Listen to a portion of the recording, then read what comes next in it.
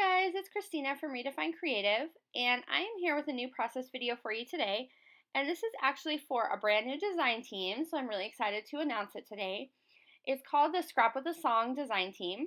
And so for July, the inspiration piece for my group was to use the song All I Need by Radiohead. And you see right here, I'm kind of showing you some of the products that I have pulled out that I'm going to be working with. And here is a picture of the cover artwork for this album that goes with the song, and that's going to be part of my inspiration piece. So if you noticed in that picture, I know it came up super fast, it had a kind of textured marble background, and then it also had some really bright text over the top. So what I am doing right now is using the packaging technique, and I'm trying to make this video today a little bit longer, guys, so if you like the really short ones, I apologize, but I wanted to be able to show you some more detail on some of these techniques in case that you are new to this or you are new to my channel. Okay, so back to the layout. What I'm doing with this packaging technique is I'm taking my distress inks and just inking them right on the plastic packaging, and then I'm using a little bit of water from my mister to water them down a bit, smushing them together, and then just adding them around the page in a different way that's going to kind of vary the colors and give it some interest. And this is very similar to what was going on in the background of that cover artwork from the Radiohead album.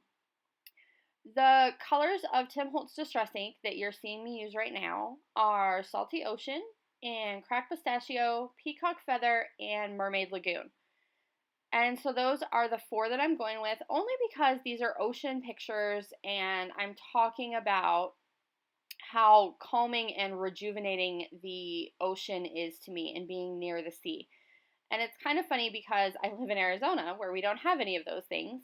But I am from Michigan and I grew up living on the water. And so the water to me is just that thing that kind of takes everything else away and rejuvenates me.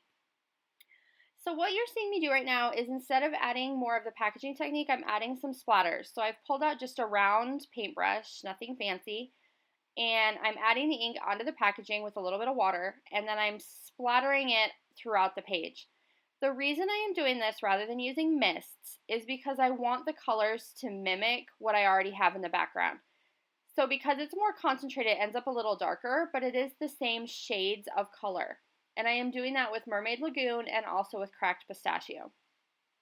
And then I actually go back in and add a little bit of Studio Calico Black Mist, as well as that black border around the outside of the page, because it seems like every time I do beach or tropical pictures, I always want that pop of black in there. For some reason, there's just, between the rocks in the background and everything in the pictures, I really want that pop of black.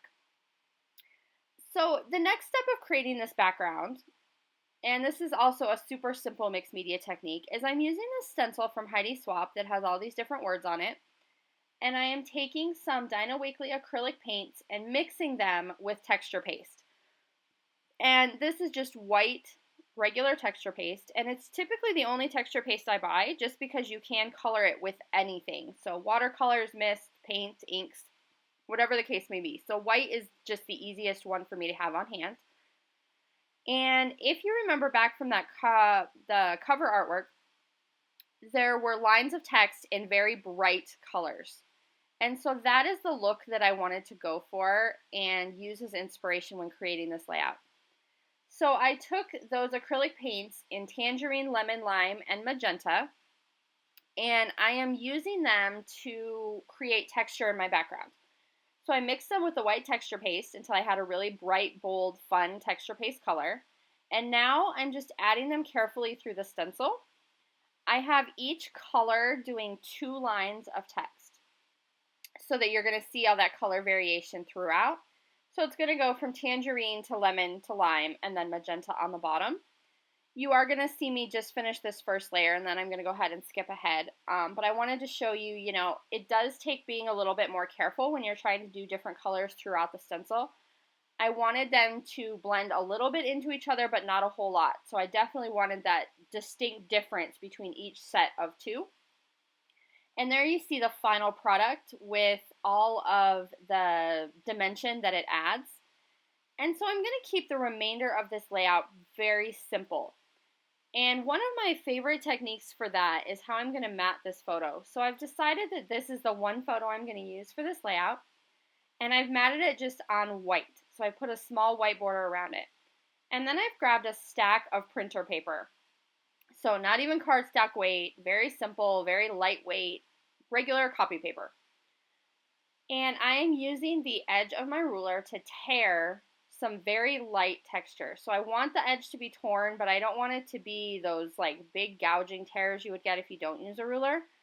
I want it to be just a real simple texture. And what I'm going to do is just continue adding layers upon layers upon layers behind the photo until I am happy with how many layers are back there.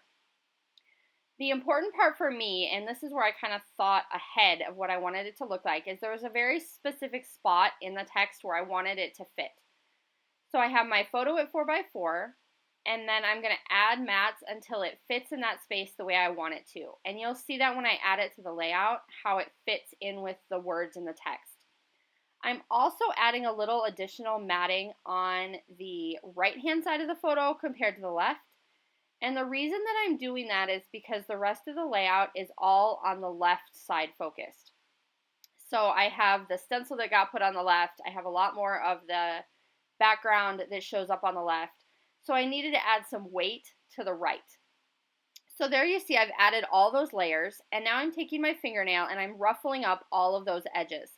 And when you have that simple torn edge, it's very easy to ruffle it up and add that extra texture. And that's going to create that look that I wanted. So it's a very beachy feel when you create a mat like that. And then if you watch while I place it, it's going to fit just perfectly with those letters on the bottom so that I get happiness, love, and understanding in the pink. And then it also matches up with the orange at the top. And that is pretty much going to do it for this layout. The song lyrics do show up in the journaling, talking about how the sea is something that just calms me down, and being close to the ocean is one of my favorite places to be. And you can see the journaling in the close-ups if you want to see what that says. And thanks for joining me so much. Make sure you check out what the rest of the Scrap It With a Song design team has created this month. And please come back and share a project with us if you created something with that song or with a different song or cover artwork. Make sure you like and subscribe because there's a lot more fun coming. Bye!